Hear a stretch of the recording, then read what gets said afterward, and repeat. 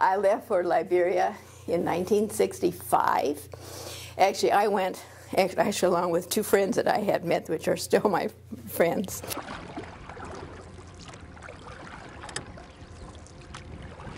Nursing is all about helping people, says Diane Alaprandi, the chairman of the recently formed Southeastern Community College Nursing Alumni Chapter. And nursing school is tough, but what you get out of nursing school is like the basics.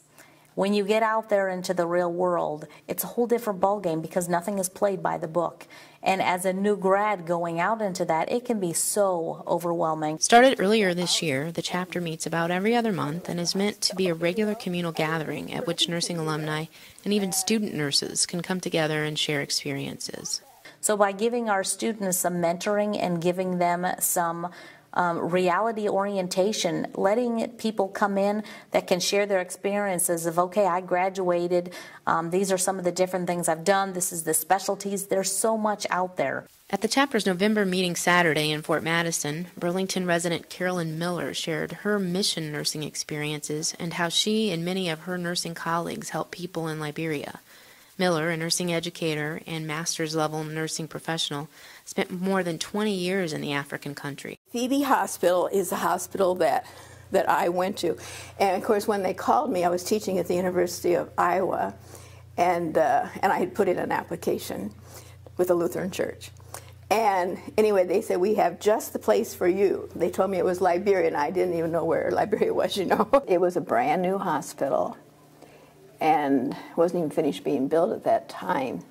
And there was a college right across the road by plan. And so therefore, they were starting a degree nursing program, and so they wanted teachers. So that was how I got into it. So right away I started processing and went to Edinburgh, Scotland for my midwifery, which was about a year, and then on to Liberia. She left the country in 1989 before 2 rounds of devastating civil wars played havoc with the 160-year-old republic. You had said you had the ticket in hand before the war had actually started, so right. You planned to leave before... I did. I planned to leave in February. But it would have been a big decision if I hadn't had that ticket. It was hard to leave when everybody you knew was in such jeopardy. That was the most strange experience I had. When I finally got back to the States and I was going to work at Maternal Health Center in Bettendorf, I was walking up the sidewalk my very first day, and I said to myself, oh, I'm going to work. And then I realized that all those years I had never, ever thought it was work.